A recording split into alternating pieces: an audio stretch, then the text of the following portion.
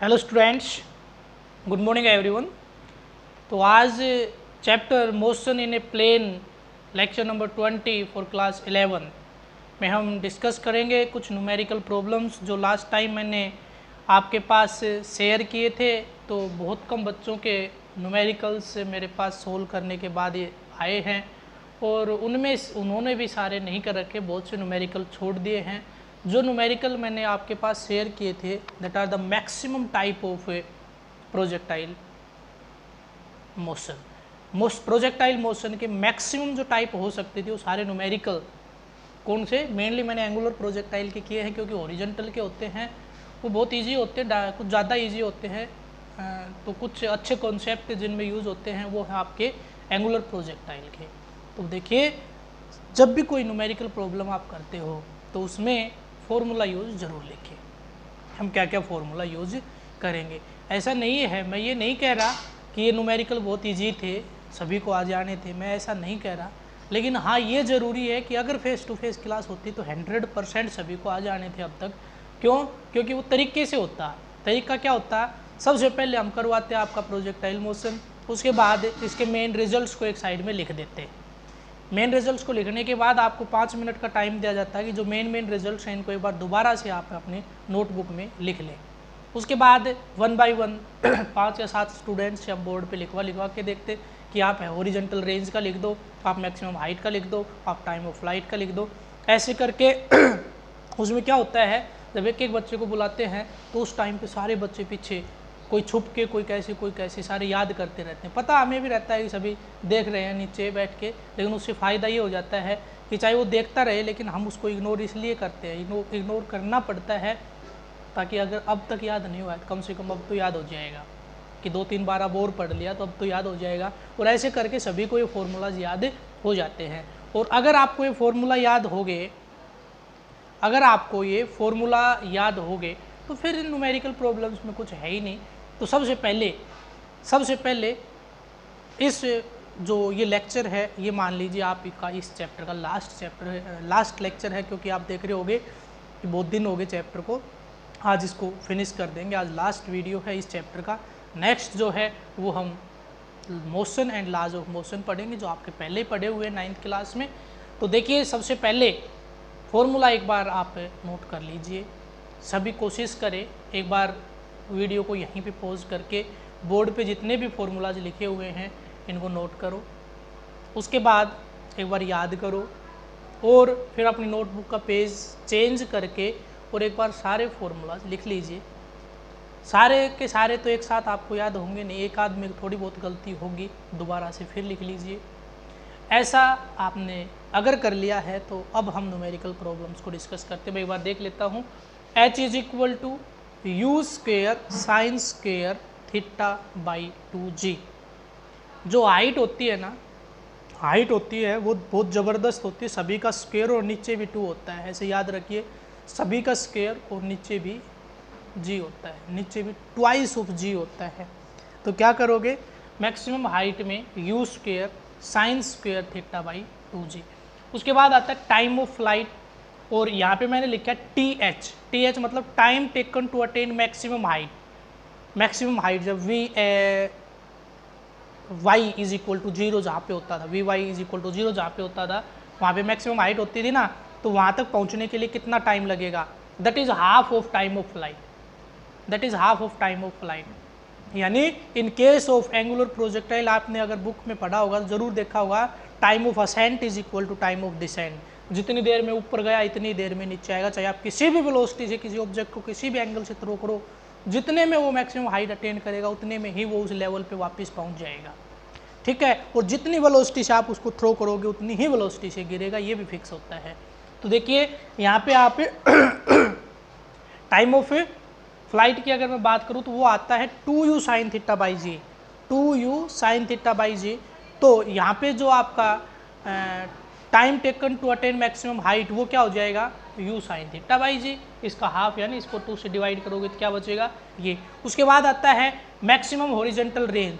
तो जो आपका ट्रिग्नोमेट्रिक फॉर्मूला को यूज़ करके जो बना था वो तो आया था u² sin 2 थीटा बाई जी। लेकिन मैंने कहा था आपको कि जो मेन फॉर्मूला होता है तो जो मेन जो फॉर्मूला था, जो मैंने बताया था कि न्यूमेरिकल प्रॉब्लम्स में ये फॉर्मूला ज़्यादा यूज होता है एज कम्पेयर टू जो ये वाला है इसके। तो ये क्या था आपका 2u² sine theta cos theta by g, 2u² sine theta cos theta by g. बार बार अच्छे तरीके से मैं ये कहता हूँ निकालना आपने सीख लिया, अब रट्टे और मार लीजिए फॉर्मूलाज के, क्योंकि फिजिक्स ऐसी चीज़ है जिसमें सब कुछ समझने के बाद भी ऐसा हो सकता है कई बार न्यूमेरिकल प्रॉब्लम्स में अटक जाए। क्यों? क्योंकि अगर फाइनल रिजल्ट उसका याद नहीं, यानी फाइनल रिजल्ट का रट्टा आपने नहीं मार रखा, तो फिर न्यूमेरिकल नहीं हो पाएगा। क्योंकि ऐसा थोड़ी ना है, अगर आता तो था कुछ फॉर्मूला मैक्सिमम हाइट का, तो उसको ड्राइव करके देख ले, ड्राइव करके देखने में तो बहुत टाइम लगेगा। तो ऐसे तो आप 3 घंटे के पेपर में ज़्यादा से ज़्यादा 10 क्वेश्चन कर दोगे, और 10 क्वेश्चन ज़्यादा से ज़्यादा कितने मार्क्स के, 30-40 मार्क्स के हो जाएंगे बस। तो इसलिए ये दोनों काम जरूरी हैं। चलिए शुरू करते हैं। फॉर्मूलाज एक बार याद कर लीजिए, मैं इनको यहीं पे साइड में लिख के छोड़ देता हूँ। और न्यूमेरिकल नंबर फर्स्ट आपके पास आ चुके हैं, उन्हीं का मैं न्यूमेरिकल नंबर फर्स्ट अभी आपको करवा रहा हूँ। तो क्वेश्चन में लिखा है a ball is thrown with 5 metre per second at an angle of projection 37 degree, find time of flight, maximum height and horizontal range, use g is equal to 10 metre per second square. तो सबसे पहले आप diagram बना लीजिए। Diagram में वो कह रहा है कि किसी ऑब्जेक्ट को उसने ऐसे थ्रो किया है, तो उसका ट्रेजेक्ट्री कुछ ऐसी होगी, ठीक है। ये एंगल वो कह रहा है कितना है 37 डिग्री। यहाँ पे जो ये u होता है ये उसने गिवन है 5 मीटर पर सेकेंड, है ना, ऐसा ही था ना, 5 मीटर पर सेकेंड। तो सबसे पहले आप क्या निकाल लीजिए यहाँ पे, ये आपका u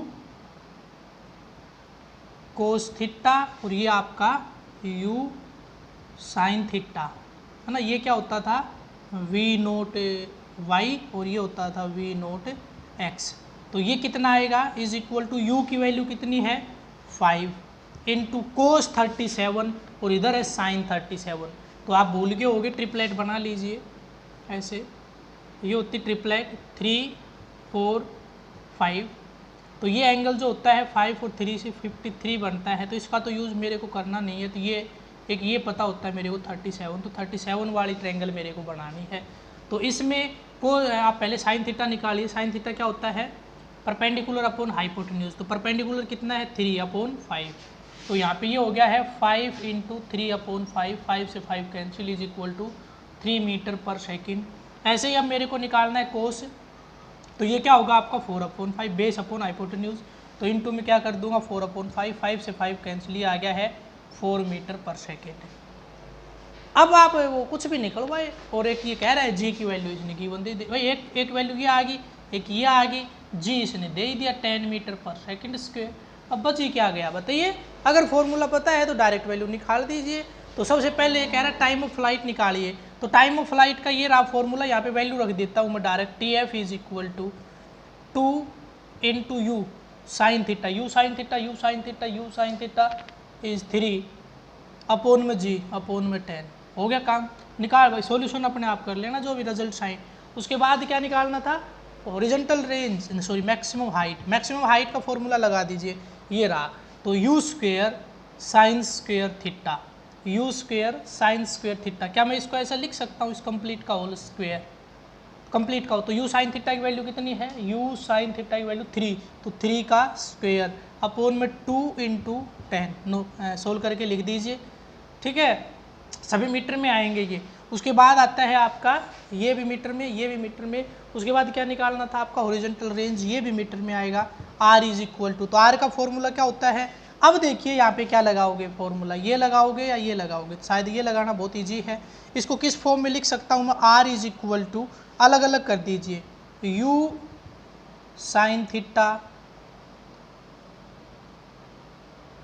और ये 2 ले लेते हैं बाहर, और अंदर ले लेता हूँ मैं यू कोस थीटा और अपॉन में जी। इस फॉर्म में लिख लीजिए, दोनों वैल्यू लिखिए। Sign theta, u sine theta की वैल्यू कितनी है 3 इंटू 4, ये 2 बाहर था ये, और इंटू में 10 आ गया। Time of flight, horizontal range, sorry maximum height और हॉरिजॉन्टल रेंज, ठीक है। इससे नेक्स्ट जो क्वेश्चन था वो आपका मैंने सोल्व करके दे रखा था, तो अगर नहीं आया हो तो आप मेरे से शेयर ज़रूर करें कि इसको भी समझाना है, क्योंकि सारे तो हो नहीं पाएंगे, थोड़ी देर में टाइम तो लगेगा थोड़ा थोड़ा हर क्वेश्चन में।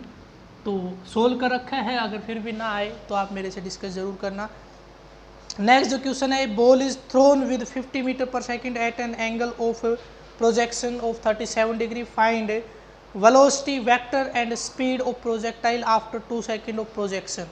After 2 second of projection use g is equal to 10 metre per second square. तो देखिए आप क्वेश्चन पे ज़्यादा दिमाग लगाने की जरूरत है ही नहीं, आप पहले उसका डायग्राम बना दीजिए, और डायग्राम में जो चीज़ मैंने पहले निकाली थी वो आप भी यहाँ पे निकाल लीजिए। तो सबसे पहले उसने क्या कहा है कि 50 मीटर पर सेकेंड के उससे उसको प्रोजेक्ट किया है 50 मीटर पर सेकेंड से, और उस टाइम पे प्रोजेक्शन टाइम पे ये जो एंगल था ये उसने लिया है 37 डिग्री, 37 डिग्री। तो ये आपका क्या आएगा, u कोस थीटा, और इधर क्या आएगा u sine theta, which is equal to, ये क्या होता है 3/5, तो 50 इंटू 3/5, ये आ गया आपका 10, ये आ गया है 30 मीटर पर सेकेंड। तो डेफिनेटली इसको सोल्व करोगे तो ये कितना आना चाहिए 40 मीटर पर सेकेंड, ये तो याद है ना, ये आएगा 4/5, ठीक है। तो ये 40 आ गया और ये 30, और ये आपका एंगल का यूज अगर हो तो करना ही नहीं पड़ेगा शायद, तो डायरेक्ट आपका आंसर आ जाएगा, ठीक है।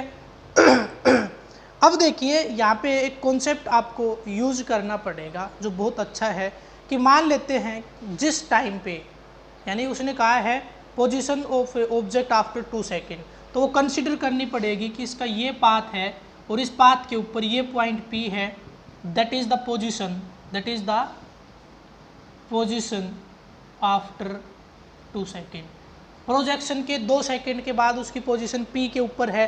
अब देखिए अगर पोजीशन निकालना है तो आपको x और y के कोऑर्डिनेट्स निकालने पड़ेंगे ना, यानी ये आपका इधर शायद x1 पे मान लेता हूँ मैं, तो ये निकालना है, और इधर मैं मान लेता हूँ ये y1 पे है, तो ये भी मेरे को निकालना है। तो मेरे को कोऑर्डिनेट्स निकालने हैं x1 और y1 के, क्या निकालने हैं, x1 और y1 के कोऑर्डिनेट्स मेरे को निकालने हैं। नाउ देखिए, पहले लिख लीजिए, आपके पास जो गिवन है वो सारी चीज़ें लिख लीजिए। तो u y is equal to या v naught y is equal to 30 metre per second, और इस डायरेक्शन में अगर मैं ए की बात करूँ तो जी के बराबर है, वो कितना दे रखा है -10 मीटर पर सेकेंड स्क्वायर। इतनी बात सही है। टाइम भी गिवन है, बहुत अच्छी बात तो ये है, टाइम भी गिवन है, और टाइम है 2 सेकेंड, टाइम है 2 सेकेंड। तो आप फॉर्मूला यूज़ कीजिए यहाँ पे वेलोसिटी निकालने का, v is equal to u plus 80। देखिए क्वेश्चन की प्रैक्टिस करोगे तब आपको पता चलेगा क्या निकालना है और कौन सी इक्वेशन यूज होगी। v is equal to u plus 80। इस फॉर्मूला में सारी चीज़ आपके पास गिवन है, तो सारी वैल्यूज रखने के बाद v की वैल्यू देखो, यहाँ पे u की वैल्यू गिवन है, u यानी इनिशियल वेलोसिटी अलोंग, यहाँ पे ऐसे कर दूँ तो ये क्या आ जाएगा 30 - 10 और इंटू 2। तो सोल्व करने के बाद ये कितना आ गया, ये हो गया 20 30 में से गया तो v is equal to 10 metre per second. तो वेलोसिटी आ गई है 10 metre per second. It means the velocity of the object after 2 second of projection is 10 metre per second, after 10 metre per second.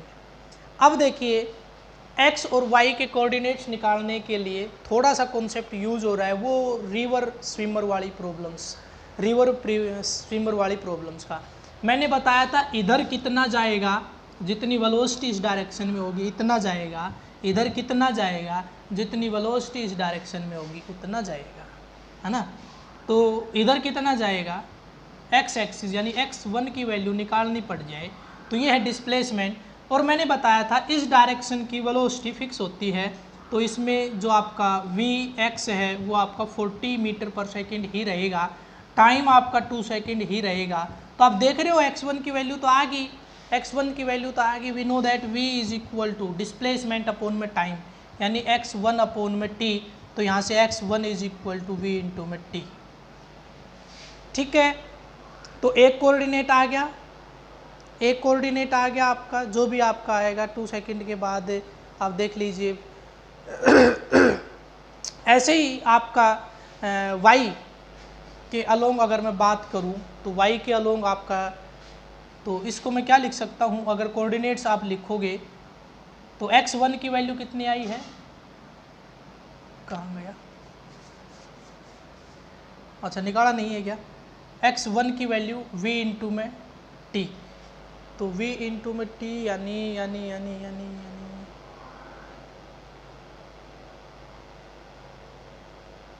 आपको निकालना था after 2 second of projection vector of speed velocity, ठीक है।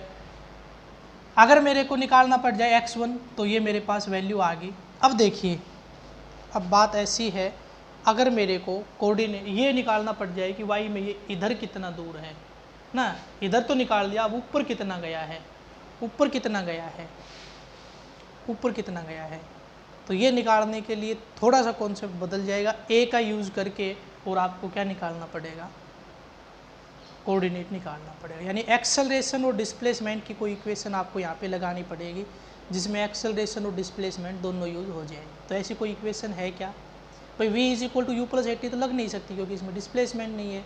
क्या s is equal to u t plus half a t square लगा सकते हैं, s is equal to u t plus half a t square लगा सकते हैं, नहीं। तो आप सबसे अच्छी equation v square minus u square is equal to 2as लगा दीजिए, v square minus u square is equal to 2as। तो देखिए मैंने आपका जो क्वेश्चन है ना इसमें सोल्व करके दे रखा है, उसमें जितना पूछा उतना ही बता रखा है कि वेलोसिटी के कोऑर्डिनेट निकालिए। मैं आपको ग्राफ के अंदर इस पॉइंट P के कोऑर्डिनेट्स बता रहा हूँ, उसके बाद वेलोसिटी के भी बताऊंगा, जो बुक इसमें कर रखा है वो भी बताऊंगा। पहले आप इनके x1 और y1 की वैल्यू देख लीजिए कैसे निकालते हैं, हो सकता है कि कहीं पे और अगर क्वेश्चन करो तो ऐसा भी आ जाए, पोजीशन से बता दीजिए। तो अब देखिए मेरे पास ये पोजीशन x1 की वैल्यू आ गई, v की वैल्यू कितनी है 40 इंटू में ये आपका 2, तो ये आ गया है 80। ये किधर हुआ भाई, x1 की वैल्यू डेफिनेटली किस में होगी, x एक्सिस में, तो इसको आई कैप से भी शो कर सकते हो। वैसे ज़रूरी भी नहीं है कि हम तो x1 ही निकाल रहे हैं तो डेफिनेटली ऐसा ही आएगा। अब मेरे को निकालना है y1, तो यहाँ से मैं इसको हटा दूँ, मेरे को क्या निकालना है y1। मैं कह रहा हूँ कि देखिए 3 इक्वेशन है, v is equal to u plus 80, use कर सकता हूँ क्या, नहीं, क्योंकि मेरे को तो डिस्प्लेसमेंट चाहिए, तो फेल हुई इक्वेशन। उसके बाद है s is equal to u t plus half 80 square. भाई देखो टाइम तो है लेकिन ये वैल्यू है ना, ये फिक्स नहीं है, ये वैल्यू है ये फिक्स नहीं है, क्योंकि 2 सेकंड के बाद वो कहीं ना कहीं उसकी वैल्यू हमें 2 सेकंड के बाद भी पता है और शुरू में भी पता है। तो 2 वेलोसिटी पता है, 2 वेलोसिटी वाला फॉर्मूला है v square minus u square is equal to 2as, इससे काम चल जाएगा। s क्या हो जाएगा आपका y1 हो जाएगा। तो देखिए v स्क्वेयर माइनस यानी ये सारे आपके y एक्सिस में है, यहाँ पे 2 सेकंड के बाद ये वेलोसिटी कितनी आई थी, अभी अभी आपने निकाला था, ये आई थी 10, कितनी आई थी 10 का स्क्वेयर माइनस ये इनिशियल वेलोसिटी कितनी है माइनस 30 का square is equal to 2 into minus 10 into में y1। तो y1 के लिए सोल्व कर दीजिए इसको, तो ये हो गया है आपका 100 माइनस 900, सोल्व कर दूं क्या, माइनस 800 आ गया होगा ना, माइनस 800 अपोन में 20 माइनस 20, इससे ये कैंसिल, इससे ये कैंसिल, और ये आ गया 40, ये कितना आ गया है 40। तो y1 इज इक्वल टू 40 और x1 इज इक्वल टू 80, आगे ना x1 और y1। अरे क्लियर है कि नहीं है, ये इसमें पूछा नहीं था लेकिन मैंने बता दिया, हो सकता है कि कहीं पे क्वेश्चन करो, मेनली इतने लंबे जो क्वेश्चन होते हैं वो IIT एडवांस में आते हैं, मेंस में भी छोटे आते हैं, एक आध चीज़ पूछते हैं, लेकिन इसमें कॉन्सेप्ट बहुत अच्छा था इसलिए मैंने इसको करवाया है कि हो सकता है कि आ जाए और यहाँ से आपके काफ़ी सारे कॉन्सेप्ट क्लियर हो जाते हैं, इसलिए मैंने इसको निकलवाया है। लेकिन जो क्वेश्चन में पूछा है कि आप केवल और केवल 2 सेकंड के बाद वेलोसिटी के कंपोनेंट्स बता दीजिए, किसको जो 2 सेकंड के बाद P पॉइंट पे होगा तो 2 सेकंड के बाद x एक्सिस में तो उसकी वेलोसिटी सेम रहेगी, ये तो आप मानते हो। x एक्सिस में उसकी वेलोसिटी मान लिया आपकी u 2 कर देता हूँ, x 2 कर देता हूँ ना, इसका मतलब है velocity along x axis velocity along x axis after 2 second is equal to, same रहेगा, दैट इज 40 आई कैप, ये तो नहीं बदलेगी। अच्छा जी, उसके बाद velocity along y axis after 2 second is equal to 10 j cap. ठीक है, तो अब मेरे को इसके कोऑर्डिनेट से अगर निकालना पड़ जाए तो आप क्या लिखोगे, मान लिया कि P के ऊपर जो नेट वेलोसिटी वेक्टर की फॉर्म में अगर मैं लिखना चाहूँ तो क्या रहेगी, 40 i cap plus 10 j cap. सही बात है कि नहीं है, ये आगे मेरे पास कोऑर्डिनेट्स। अगर कोई कहे कि मैग्नीट्यूड बता दीजिए तो इसका क्या करते हैं, 40 स्क्वायर प्लस 10 का स्क्वायर अंडर द रूट, 40 का square plus 10 square under the root, हो गया। सोल्व करके लिख दीजिए भाई। देखो कैलकुलेशन आपको करनी पड़ेगी, नहीं तो टाइम लग जाएगा, और इतना टाइम अगर वीडियो में लग गया तो फिर दिक्कत हो जाएगी, बहुत लेंथी वीडियो आपका हो जाएगा। चलिए नेक्स्ट जो क्वेश्चन है वो दे रखा है, ball is thrown with 50 metre per second at angle of projection 37 degree, find velocity vector and angle it makes with horizontal after 2 second of projection. बहुत ईजी सा है, बहुत ईजी सा है, वही है, सेम टू सेम क्वेश्चन है, बस केवल और केवल एंगल निकालना है। एंगल निकालने के लिए आपको क्या निकालना होता है, tan थीटा निकालना होता है। तो पीछे वाला जो क्वेश्चन है वो एज इट इज़ आपका रहेगा, पीछे वाला जो क्वेश्चन है वो एज इट इज़ आपका रहेगा, और उस एज इट इज़ में मैं आगे थोड़ा सा, देखिए क्या इस क्वेश्चन में इस क्वेश्चन में कोई फ़र्क है, आप पढ़ लीजिए, आपके पास लिखे हुए क्वेश्चन मैंने PDF सेंड कर रखी है। तो यहाँ पे जो कोऑर्डिनेट्स आए v इज इक्वल टू, ये आपके आगे 40 i cap plus 10 j cap, ये मेरे पास वैल्यू आ चुकी है, ये मेरे पास वैल्यू आ चुकी थी। तो इसको मैं इस पे अगर लेके आऊँ, ठीक है, इस पे लेके आऊँ और ये ऐसे ले लूँ, तो मेरे पास जो गिवन है वो ये है कि ऊपर की तरफ है 10 और उधर कितना है 40, है ना। तो आपको निकालना क्या है, एंगल विद हॉरिजॉन्टल। तो इसको स्लाइड करके यहाँ ले आऊँ, इसको स्लाइड करके यहाँ ले आऊँ, तो ये भी क्या बन जाएगा आपका 10। तो मेरे को ये पता, तो मेरे को ये एंगल निकालना, suppose this is equal to theta, ये क्या है आपका, थीटा है OAB, ये मेरे पास साइड्स होगी, ठीक है, ये मेरे पास क्या होगी हैं, साइड्स होगी हैं। अब मेरे को क्या चाहिए, अब मेरे को चाहिए tan थीटा। तो एंगल के लिए tan थीटा ही निकालते हैं ना, तो इस राइट एंगल ट्रायंगल से tan थीटा निकाल दीजिए। क्या होता है tan थीटा, परपेंडिकुलर अपॉन में बेस, परपेंडिकुलर कितना है 10 अपॉन में बेस 40, इससे ये cancel, theta is equal to tan inverse 1/, same है। मैं आपको बता देता हूँ, अगर ये क्वेश्चन आपके पास आए तो वो ये P पॉइंट के ऊपर V की वैल्यू निकालनी है, कोऑर्डिनेट्स निकालने हैं अलोंग x और अलोंग y, और वहाँ पे फिर क्या निकाल दोगे, tan थीटा निकाल दोगे, तो आपके पास क्या आ जाएगा, एंगल आ जाएगा। सेम नेक्स्ट क्वेश्चन है आपके पास, a ball is thrown with 50 metre per second, same question है, एट एनी एंगल 37 डिग्री, क्या था, क्या 50 metre at angle 37 degree at an angle, दो बार लिख दिया मैंने, at an angle of 37 degree, find displacement vector and displacement after 2 second. तो ये मैं करवा चुका, 40 और 80 जिसका आंसर आया था इससे पहले वाले क्वेश्चन में, सेम है, वही क्वेश्चन आपका यहाँ पे आया है, अलग से दे रखा है, वहाँ पे मैंने उसी में आपको करवा दिया था। उसके बाद नेक्स्ट क्वेश्चन है, for a projectile motion ground to ground, समझ गए ना, सेम प्लेन पे, horizontal and vertical component of initial velocity are 6 metre per second and 8 metre per second, यानी u cos theta u sine theta given है। तो निकालना है find time of flight. बहुत अच्छा क्वेश्चन, बहुत इजी सा क्वेश्चन आपके पास आया है, बस ये पहचानना था कि गिवन क्या है। तो गिवन क्या है, देखिए क्या कह रहा है, for a projectile motion ground to ground, horizontal and vertical component of initial velocity are u cos theta and u sine theta, horizontal, पहले हॉरिजॉन्टल आया होगा ना, हॉरिजॉन्टल, तो हॉरिजॉन्टल है 6 मीटर पर सेकेंड और वर्टिकल है आपका 8 metre per second, 8 metre per second. Then find time of flight, find time of flight, horizontal, sorry maximum height, horizontal range and theta. ये सारी चीज़ें आपको निकालनी है, तो शायद तो आप निकाल ही दोगे। सबसे पहला काम है tan थीटा निकाल सकते हो, बहुत इजीली आ जाएगा क्योंकि दोनों चीज़ आपके पास गिवन है। तो थीटा की वैल्यू आपकी बहुत इजीली यहाँ से आ सकती है, बहुत इजीली आपके पास यहाँ पे आ सकती है, क्योंकि 6 और 8 से आप आंसर निकाल सकते हो। निकाल दूँ? तो सबसे पहला काम क्या है कि आप एंगल निकाल सकते हो। अब देखिए यहाँ पे उसी की तरह ये आपके पास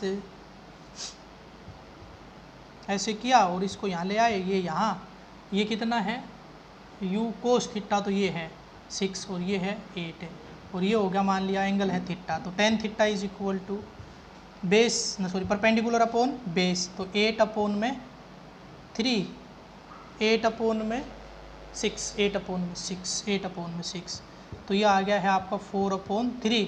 तो theta is equal to tan inverse 4 upon में 3, ये होता है 4 अपॉन में 3। ट्रिपलेट में देख लीजिए एंगल कितना होगा, ट्रिपलेट में देखिए एंगल कितना होगा, याद है तो बहुत अच्छी बात है, नहीं तो बना लीजिए, तुक्का नहीं मारना है। ट्रिपलेट में देखिए 4 अपॉन 3, 4 अपॉन 3, ये बने आपका परपेंडिकुलर और ये बने बेस, तो एंगल ये होगा ना, ऐसा ही होगा ना, 4 अपॉन 3 परपेंडिकुलर अपॉन बेस, तो कितना है 53 डिग्री। तो थीटा की वैल्यू क्या आएगी, theta is equal to 53 degree. अरे सही बात है ना, ये बात समझ में आ रही है।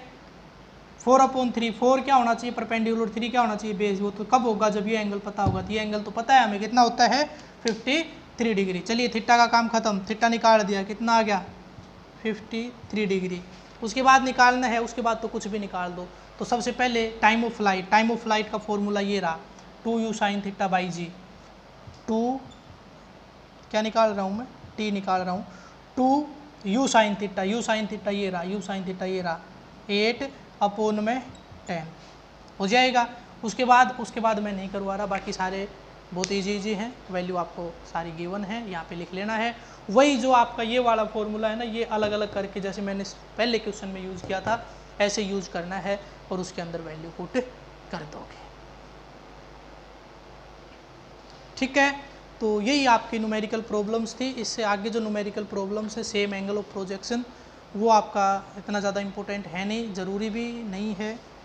तो या और था कोई क्वेश्चन, एक आध और क्वेश्चन होना चाहिए, इतने कम तो नहीं हो सकते, या थे इतने ही, चलिए शायद इतने ही थे, कोई बात नहीं। अगर और रह गया हो तो आप मेरे से डिस्कस ज़रूर करें। अप्रोक्सीमेटली शायद मेरे हिसाब से तो सारे हो गए होंगे, अगर नहीं हुए हैं तो आप मेरे से डिस्कस कर सकते हैं। और अगर कोई दिक्कत रहेगी हो तो आप मेरे से शेयर ज़रूर करें। ऐसा बिल्कुल भी नहीं होना चाहिए कि न्यूमेरिकल थोड़े लेंदी हैं, हार्ड है। ये न्यूमेरिकल मैं मानता हूँ फिज़िक्स में सबसे आसान है अगर फॉर्मूला याद है तो। अगर फॉर्मूला याद नहीं है तो इससे हार्ड फिज़िक्स में कुछ भी नहीं है। अगर फॉर्मूला याद नहीं तो इससे हार्ड फिज़िक्स में कुछ भी नहीं है, और फॉर्मूला याद हैं तो इससे आसान फिज़िक्स में कुछ भी नहीं है। ठीक है, तो सभी जितने भी क्वेश्चन मैंने करवाए हैं सभी आज ही करेंगे और बिफोर 6 PM मेरे से शेयर ज़रूर करेंगे। ठीक है, क्योंकि कैलकुलेशन मैंने नहीं की है, आंसर्स आपको कैलकुलेट कर करके निकालने हैं। सभी में वैल्यू रख रख के आपको दिखा दी है। केवल और केवल क्या किया है, वो ये छोटे बच्चों वाला काम छोड़ा, मल्टीप्लाई डिवाइड वगैरह वाला ये काम मैंने छोड़ा है। बाकी मैंने सारी प्रॉब्लम्स जो भी थी आपको सोल्व करवा दी हैं। तो आज के वीडियो में इतना ही, और जिसका अगर होमवर्क वगैरह कंप्लीट नहीं है अपना कंप्लीट कर लें। चैप्टर आज आपका कंप्लीट हो गया है। एक टॉपिक इसमें बचता है सर्कुलर मोशन, जो कि आपका फेस टू फेस क्लासेज में मैं आपको बता पाऊँगा, क्योंकि वो थोड़ा सा उसमें एग्जाम्पल 3 डायमेंशनली लेने पड़ेंगे और आप बोर्ड पे कंफ्यूज हो जाओगे। थोड़ा आर्टिकल लेंदी भी है, वो लेंदी है तो इसलिए पहले उसका थोड़ा सा प्रैक्टिकल आपको करवा के देखेंगे, और उसके बाद उसको मैं समझाऊंगा, तभी समझ में आएगा। वो जैसे छोटे बच्चे नहीं घुमाते हैं, एक बाल्टी के अंदर पानी लेके, बुकेट के अंदर पानी लेकर उसको क्या करते हैं, घुमाते हैं। तो जैसे वो ऊपर जाती है तो पानी गिर जाना चाहिए, लेकिन गिरता नहीं है। वो कंडीशन क्रिएट करके दिखानी है। जब वो इस साइड में चली जाएगी तब कंडीशन क्रिएट करनी है, इधर क्या होगा, नीचे क्या होगा, ये सारी कंडीशंस हैं। इसके लिए उसको सोल्व करना है, बाकी उसमें कुछ भी है नहीं। बाकी सर्कुलर मोशन में मैंने आपको शुरू में ही बता दिया था कि नंबर ऑफ रोटेशन कंप्लीट होना, कंप्लीट ना होना, इस तरह के जो बताए थे वो क्वेश्चन आपके यहाँ पे आपको कर लेने हैं। और जो आपका ये जो टॉपिक है ये मैं कभी फेस टू फेस क्लास लगेंगी तब, और अगर हो सकता है 15-20 दिन और ना लगे तो तब तक अगर अगला चैप्टर पूरा हो गया तो अगले चैप्टर में ज़रूर इसको मैं करवाऊँगा, फिर चाहे कुछ भी हो, फिर मेरे को यहीं पे करवाना पड़ेगा वीडियो के थ्रू ही। तो ये चैप्टर आपका कंप्लीट कर लें, ठीक है। नोटबुक चेक करने का आपको टाइम मैं दे देता हूँ कि आज आप ये न्यूमेरिकल्स मेरे से शेयर करें, कल का आपके पास टाइम रहेगा, परसों मैं सभी की नोटबुक चेक करूँ। तो परसों, और जिसकी पहले हो जाए वो पहले भेज दे मेरे पास नोटबुक, जिसकी कंप्लीट है। लगभग तो सभी की कंप्लीट होनी चाहिए, लेकिन 1-2 दिन से नेटवर्क इश्यू है कि वीडियो नहीं देख पा रहे बच्चे, क्योंकि मेरे पास भी आ रहा है कल आपका जो वीडियो है वो इसीलिए अपलोड नहीं हो पाया था। वीडियो तो ये आपका बना हुआ है, लेकिन ये अपलोड नहीं हो पा रहा, ये अपलोड नहीं हो पा रहा क्योंकि मैंने जो इससे पहले 12th क्लास का वीडियो अपलोड किया है वो मेरे घर से 5-6 किलोमीटर दूर जाके किया है, ठीक है। और उसके बाद मैं फिर आपका बनाने लग गया वीडियो आके, फिर ये आपका वीडियो बनाने के बाद वहाँ जाने का टाइम लगा नहीं और घर से ही अपलोड होगा नहीं, क्योंकि नेटवर्क इशू तो वही है, 4G की जगह मोबाइल में 2G आने लग गया। 1-2 दिन से शायद बारिश वगैरह से कुछ ऐसी दिक्कत आई है, तो हो सकता है बहुत से बच्चों के पास भी मैंने बात की है 12th section, A section, B section जो भी हों दोनों में, कि आप जो टास्क है उनकी आज नहीं आई। तो उन्होंने बताया है कि सर आज और कल के वीडियो हम देख ही नहीं पा रहे हैं कि नेटवर्क इश्यू है, नेटवर्क में हम प्रॉब्लम आ रही है। तो इसलिए मैं आपको टाइम दे रहा हूँ कल का, ठीक है, कि कल आप छोड़ के, यानी आज 14 होगी, 15, 16 को आपकी मैं नोटबुक चेक करूँगा। 16 अगस्त को सभी की नोटबुक मैं चेक करूँगा। उससे पहले किसी की कंप्लीट हो जाए तो आप मेरे से शेयर करें, चेक करवा लें। आज के वीडियो में इतना ही, थैंक्स।